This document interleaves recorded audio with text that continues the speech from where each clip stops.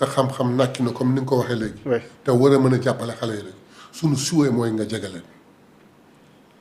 présidentielle nii lañ defoon législative à temps mu toog ni foog ma jàppale xale yi parce que gis naa nii ngi doore day fa ñu jëm baax na fierté boobu laa amoon là-bas lay commencé souhaité naan kii de yàlla na ko yàlla yóbbu ba ñu jël ko boo boole ko suñu équipe moo am tey. li ci des nag mooy yàlla bu kenn di xool moroomam di sakk liñ ko jox xam na ni mën ko am na capacité bi te mi ngi koy wane fépp cursus am ku ko xool xam ni mën ko. yàlla na ko yàlla la ca te jàppale ko.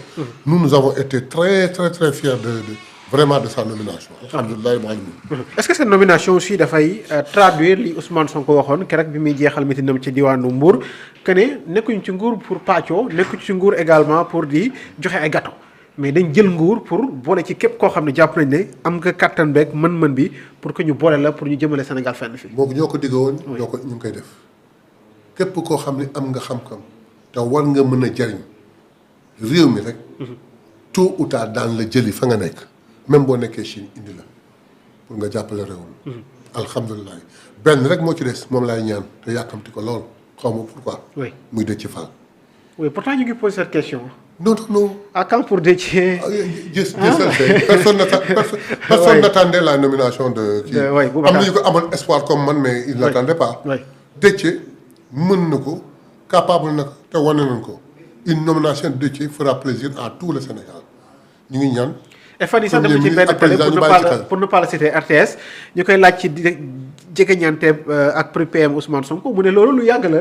lu naturel la parce que dafa xeex dafa nekkoon derrière Ousmane Sonko di ko jàppale et même le fameux li nga xam ne moo di l'intercoalition ñu wax plan Déthié Fall également. oui xam nga boo xoolee dafa naa def nañu plateau maag yow. ma lay wax Déthié fi mu teg tànkam baaxul. Déthié il a mis un pas en avant il faudrait qu'il retire ce pas là. mais dafa mel ni daf ma dégg mu def ko dans une situation très très difficile Déthié tey il devrait être à l'Assemblée nationale logiquement il devrait être à l'Assemblée nationale mais Déthié xool ni fi ma teg sama tànk du foofu mu teggi tànkam gor rek koy def toog jàpp ñaabaram xam ni ñii ma àndal du dem lu yàlla dogal tey ana ña mu àndaloon ñoom ñëpp soox nañu. sàmm sa kàddu. alhamdulilah anañu ñoom ñëpp soox nañu. donc léegi mi ngi toog fi mu toog avec toute sa dignité ak xam-xamam sama souhait mooy ñu jox ko dénk loo xam ne attan na ko mën na ko. parce que am na njàng mi am na dal ji am na tey bi am na capacité bi donc aussi loolu la koy souhaiter le montant. le départ de Al Amin Lo ñu yóbbu ko mu fas yéene superviser ce fameux référentiel 2050. c'est un déplacement c'est pas un départ. oui. il quitte une structure. il va dans une structure très importante. c'est-à-dire que Al Amin léegi le devenir du Sénégal. fan ko teg ci référentiel bi. Sénégal horizon 2050 lañ ñu ko am coordonné ko maanaam il fait partie des personnes les plus importantes du Sénégal à présent donc alhamdulilah moom tam jox nañ ko lu mu bëgg ak lu mu mën daal la ko yàlla jàppale. kon ñu doon wax remaniement au mois d'avril xam naa moom xalaatul ko woon. xam nga nit ñi dañu bari affaire. xam nga nit ñi sax di conseil des ministres amul ñu bëri xaw nañ tiit na parce que jëmuñ ci remaniement dañu bari affaire. on parle plutôt de réaménagement. non remaniement. xam nga ku koy def. président moo koy décider. proposer ko premier ministre. mais yow doo président doo premier ministre jegoo président jegoo premier ministre gisoo président gisoo premier ministre ah. toog sur un plateau rek njort ni en avril day am remaniement parce que d'habitude di ci ëpp. Après le 4 avril. C'était la période des remaniements. Il y a rupture. La xewoon xewi na. C'est un gouvernement qui a fait 1 an. na def 7 ans na def 7 ans. na def 5 ans. na dem jusqu'aux élections de 2019 pourvu que chaque ministre di doxal lan la dénk na nga ko war a doxalee.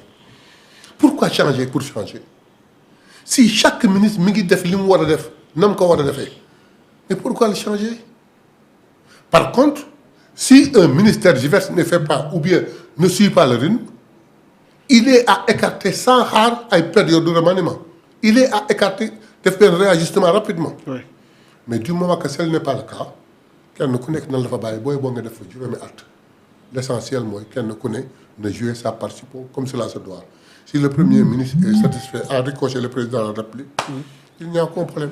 ok ku mel nit Malick Gakou c'est un homme d'État. Ouais, il était là avec Moustapha Niasse. Ouais, il est là, il conjugue le verbe patienter. Oui.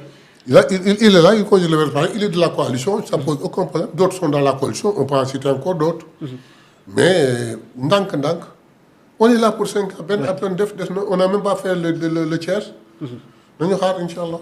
Ça va venir, Inch'Allah. Ok. Kenn ku nekk dina leen dénk loo attente loo mën. yaakaar ci yow da nga def ci sa kéemtalaay kattan. ok mais dañaa faral bu nit nekkaan ci opposition ànd ak ay nit gagné ndoo bu ñëwee dafay jiital ay militants. mais ci Pastef on a constaté qu'il y a des postes ministériels clés yoo xam ne dañ ko jox ay nit yoo xam ne bokkuñu ci parti bi.